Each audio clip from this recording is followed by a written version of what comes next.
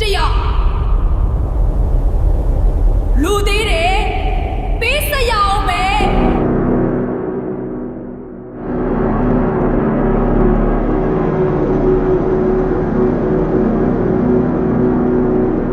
ရန်ကုန်မြို့ကိုဖြတ်ပြီးဒလားและရန်ကုန်ကိုဆက်သွယ်ပေးမယ်ခန့်ညားထဲဝါလာတဲ့မြန်မာကိုရီးယားချစ်ကြည်ရေးတရားကြီးလူတိုင်းကတော့ဒီတရားကြီးပြီးသွားရင်တွာလာရေးလွယ်ကူတော့မယ်ဆိုပြီးပျော်ရွှင်နေကြတာပါဒါပေမဲ့ဒီတရားကြီးရဲ့တိုင်ချေတွေအောက်မှာဘလို့အပေးယူတွေရှိနေတယ်လဲဆိုတာကိုတော့ဘယ်သူမှဂရုမစိုက်မိခဲ့ကြပါဘူးကျွန်တော်နာမည်ကကိုကိုပါကျွန်တော်ကဒီတရားဆောက်လုပ်ရေးလုပ်ငန်းခွင်မှာညဘက်လုံခြုံရေးကင်းဆောင်အဖြစ်အလုပ်စဝင်ခဲ့သူတယောက်ပါတကယ်တော့ကျွန်တော်ဒီအလုပ်ကိုရခဲ့တာကတိုက်ဆိုင်မှုတစ်ခုမဟုတ်ခဲ့ပါဘူးကျွန်တော်အရင်ကကင်းဆောင်ခဲ့တဲ့လူ၃ယောက်စလုံးဟာအကြောင်းပြချက်မရှိဘဲအလုပ်ကနေရုတ်တရက်ထွက်ပြေးသွားခဲ့ကြလို့ကျွန်တော်ကိုအရေးပေါ်ခေါ်လိုက်တာပါကျွန်တော်အလုပ်စဝင်တဲ့နေ့ကတရားကြီးဟာ80ရာခိုင်နှုန်းလောက်ပြီးစီးနေပါပြီညတန်းကောင်ကြော်ပြီးဆိုရင်လုပ်ငန်းခွင်တစ်ခုလုံးဟာကြောက်စရာကောင်းလောက်အောင်တိတ်ဆိတ်သွားတတ်ပါတယ်အဲ့ဒီနေ့ကမိုးသက်လေတွေနဲ့ရန်ကုန်မီရေကလည်းတက်နေလေအချိန်ပေါ့ကျွန်တော်ဟာလက်နှိပ်တံမီလေးကိုကင်ပြီးတရားစင်းလမ်းစုံဘက်ကိုကင်းလှည့်ဖို့ထွက်လာခဲ့ပါတယ်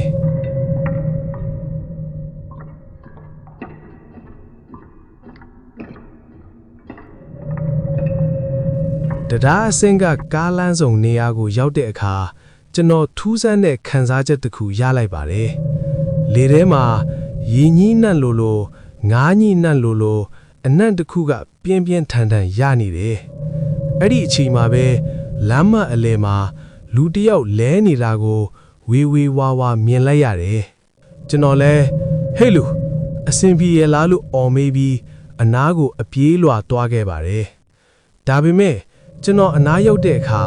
အဲ့ဒီနေရာမှာဘယ်သူမှမရှိတော့ပါဘူးလမ်းမပေါ်မှာတော့ရေခွက်ကြီးတစ်ခုပဲကျန်ခဲ့တယ်အဲ့ဒီရေခွက်ကရိုးရိုးရေမဟုတ်ပဲမြစ်ထဲလာရွှင့်ရေတွေလိုမျိုးညစ်ပတ်နေခဲ့တာပါ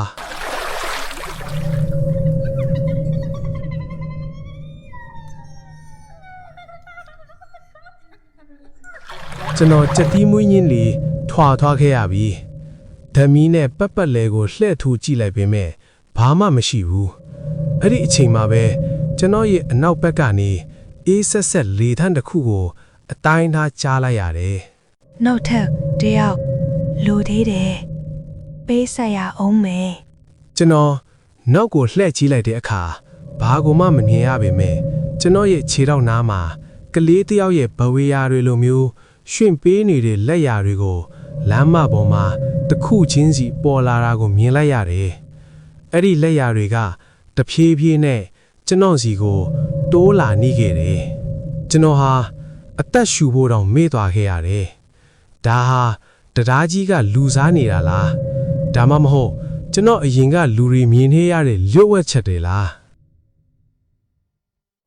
ကျွန်တော်ခြေထောက်နားကိုတဖြည်းဖြည်းတိုးလာနေတဲ့ရွှင့်ပေးနေတဲ့လက်ရာတွေကျွန်တော်ဟာအော်ဖို့တောင်မေ့နေပြီလက်ထဲကတန်မီဟာလည်းတုံရီနေခဲ့ပါတယ်အဲ့ဒီလက်ရာတွေကကျွန်တော်ရဲ့ဖနက်နားအထိရောက်လာတဲ့အချိန်မှာပဲပြုံးကနေဆိုသလိုလေထဲကိုအကြီးပျော်ပြီးပျောက်ကွယ်သွားပါတော့တယ်ကျွန်တော်အသက်ကိုဝါအောင်ရှူလိုက်ပြီးကိုအားဖေးလိုက်ပါတယ်ဒါဟာငါရဲ့မျက်စိမားတာပဲဖြစ်မှာပါလို့ပေါ့ဒါပေမဲ့အဲ့ဒီညကစပြီးတရားဘော်ကအခြေအနေတွေဟာပို့ပြီးတော့ထူးဆန်းလာခဲ့ပါတယ်ကျွန်တော်တို့လုပ်ငန်းခွင်မှာတုံးနေအလွန်ကြီးမားတဲ့ဂရင်းကားကြီးတွေဟာညတန်းကောင်ကြော်ပြီးဆိုရင်ဘသူမှမရှိဘဲနဲ့အလိုလိုဆက်နှိုးတန်တွေထွက်ပေါ်လာတတ်ပါတယ်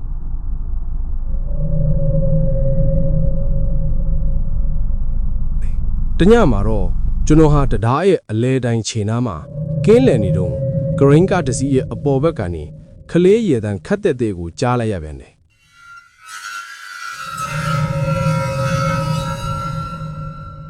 ကျွန်တော်တက်မီးနဲ့အပေါ်ကိုလှမ်းထိုးကြည့်လိုက်တဲ့အခါကရိန်းလက်တန်ကြီးပေါ်မှာခလေးတယောက်ထိုင်နေတာကိုဝေဝေဝါးဝါမြင်လိုက်ရတယ်။အဲ့ဒီခလေးဟာကျွန်တော်ကိုကြည့်ပြီးလက်ရက်ခေါ်နေသလိုပါပဲ။ကျွန်တော်လဲစိုးရိမ်စိတ်နဲ့ခလေးအဲ့ဒီပေါ်မှာဘာလုပ်နေတာလဲ အောက်ကိုဆင်းခဲ့အောင်လို့អော်ပြောလိုက်မိပါတယ်ဒါပေမဲ့အဲ့ဒီကလေးကပြန်မထူးပဲတရားရဲ့အောက်ခြေမြစ်ရည်တွေဝဲကနေစီးဆင်းနေတဲ့နေရာကိုလက်ညှိုးထိုးပြနေခဲ့တယ်ကျွန်တော်မြစ်ရည်တွေစီကိုငုံကြည့်လိုက်တဲ့အချိန်မှာပဲရေမြနှဖျင်ပေါ်မှာလူတစ်ယောက်ရဲ့ဦးခေါင်းတစ်ခုပေါ်လာတာကိုတွေ့လိုက်ရတယ်အဲ့ဒီဦးခေါင်းဟာကျွန်တော်ကိုစိုက်ကြည့်နေပြီးသူ့ရဲ့ပါးစပ်ကြီးကမယုံနိုင်လောက်အောင်ကျယ်ပြန့်သွားခဲ့တယ် လာခဲ့လေမင်းကိုစောင့်နေတာကြာပြီဒီတရားကြီးကအသားနဲ့သွေးကိုစားလောင်နေတာ ကျွန်တော်ဟာလန့်ဖြတ်ပြီးနောက်ကိုဆုတ်လိုက်တဲ့အချိန်မှာဂရင်းကားကြီးရဲ့အင်ဂျင်ဟာရုတ်တရက်ဝုန်းကနေနှိုးသွားပါတယ်ဘသူမှမရှိဘဲနဲ့ဂရင်းလက်တန်းကြီးကကျွန်တော်စီကိုတစ်ချိန်ထိုးဝိတ်ရမ်းပြီးရောက်လာခဲ့တယ်ကျွန်တော်သာအချိန်မီဝတ်မချလိုက်ရင်ကျွန်တော်ရဲ့ခေါင်းဟာပျောက်သွားနိုင်လို့တဲ့အထီးပါပဲအဲ့ဒီအချိန်မှာပဲလေထဲမှာခလေးရည်တန်တွေကပိုပြီးကျေလောင်လာခဲ့ပါတယ်ကျွန်တော်ဟာအသက်လူပြီးတရားပေါ်ကနေပြေးဆင်းခဲ့ရပါတော့တယ်ဒါဟာတိုက်ဆိုင်မှုလားဒါမှမဟုတ်တရားကြီးကတကယ်ပဲတစုံတစ်ခုကိုတောင်းဆိုနေတာလားကျွန်တော်အရင်ကလူတွေဟာရောဒီလိုပဲအသက်လူပြေးခဲ့ရတာလားကျွန်တော်ဟာအသက်လူပြီးတရားပေါ်ကနေပြေးဆင်းလာခဲ့ပြီမယ်ကျွန်တော်နောက်ကနေကလေးရည်တန်တရားထက်ချက်မကွာလိုက်ပါနေခဲ့ပါတယ်ကျွန်တော်ဟာလမ်းဆောင်ရုပ်တဲ့အထိမရက်မနာပြေးခဲ့မိတယ်အဲ့ဒီမှာပဲတစုံတစ်ယောက်နဲ့ဝုန်းကနေဝင်တိုက်မိပါတော့တယ်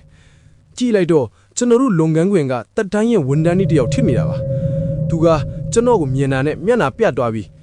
မင်းတခုခုမြင်ခဲ့ပြီလားလို့တီးတိုးမဲခဲ့ပါတယ်ကျွန်တော်လဲတုံတုံရင်းရင်းနဲ့အဘ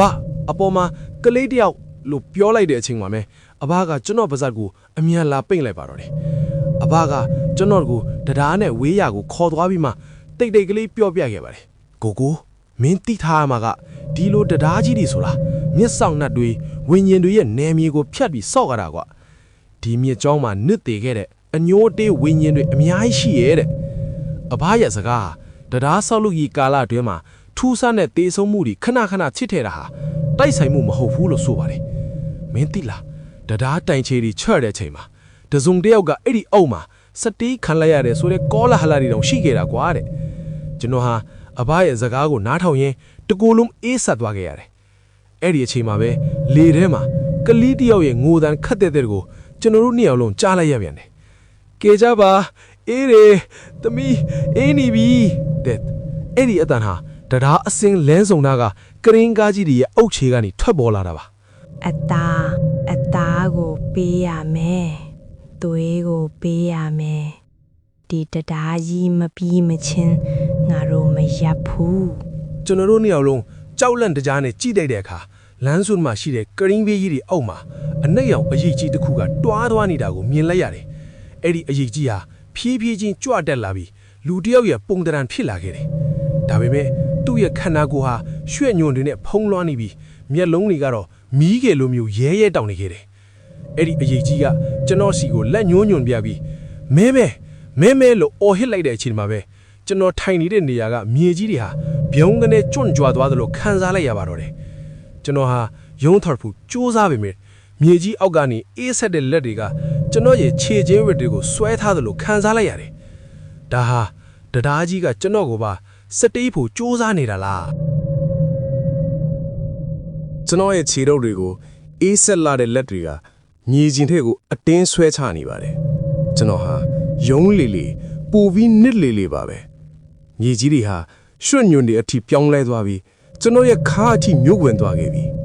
ကျွန်တော်ရှေ့ကအနက်ရောင်အရေးကြီးဟာတဖြည်းဖြည်းနီးကပ်လာပြီးသူ့ရဲ့ရုပ်အလောင်းကိုမြင်လိုက်ရတဲ့အခါကျွန်တော်နှလုံးသားဟာရက်တက်မတက်ဖြစ်သွားခဲ့ရတယ်သူ့ရဲ့ခန္ဓာကိုယ်ဟာတရားတိုင်ချီတွေထဲမှာညက်နေခဲ့တယ်လို့မျိုးပုံပြက်ပန်းပြက်ဖြစ်နေတယ်မျက်နှာမှာလည်းအသားတွေမရှိတော့ပဲအယိုးစုကြည့်လို့ဖြစ်နေပေမဲ့သူ့ရဲ့မျက်လုံးတွေကတော့ကျွန်တော်ကိုအညိုးအတေးတွေနဲ့စိုက်ကြည့်နေတော့မှာပဲအဲ့ဒီအချိန်မှာပဲလေထဲမှာကားဘရိတ်ပေါက်တဲ့အတန်တွေကားတိုက်တန်တွေနဲ့ခလင်းငယ်တွေရဲ့အော်ဟစ်တန်တွေဟာကျွန်တော်နားထဲမှာဘုံကနေပဲ့တင်ထပ်သွားပါတော့တယ်အဲ့ဒီဝိညာဉ်တွေဟာကျွန်တော်ဘေးမှာဝိုင်းအောင်လာကြတယ်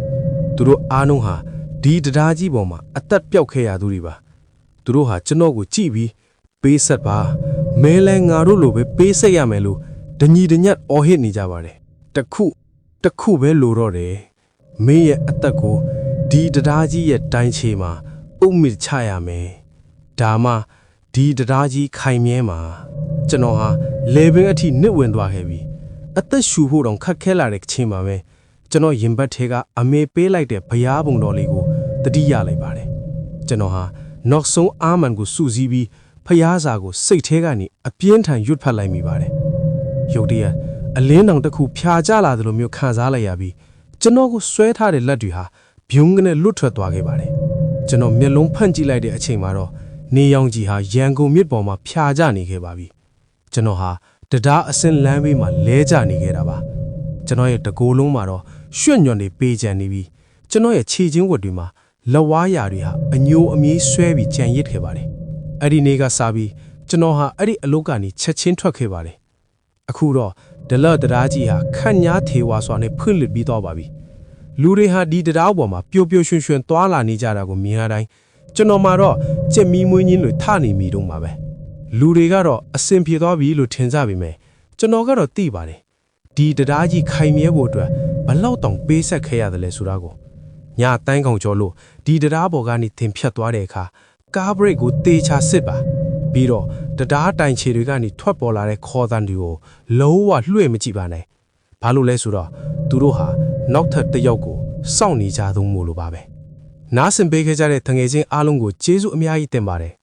ဒလတရားကြီးရဲ့ဒီလွှဲ့ဝက်ရက်ကတော့ဒီမာတင်ဇက်သိမ်းသွားပါပြီ The Secret မြန်မာရဲ့အခုလိုထူးဆန်းတဲ့ဖြစ်ရမှန်ဆန်တဲ့ဇာတ်လမ်းတွေကိုအမြင်နားဆင်နိုင်ဖို့အတွက်ကျွန်တော်တို့ရဲ့ channel ကို like ပေးပြီး subscribe လုပ်ထားဖို့မမေ့ပါဘူးနော်နောက်ထပ်ဘယ်လိုဇာတ်လမ်းမျိုးတွေနားဆင်ကြလဲဆိုတာကိုလည်း comment မှာမျှဝေပေးခဲ့ပါဦး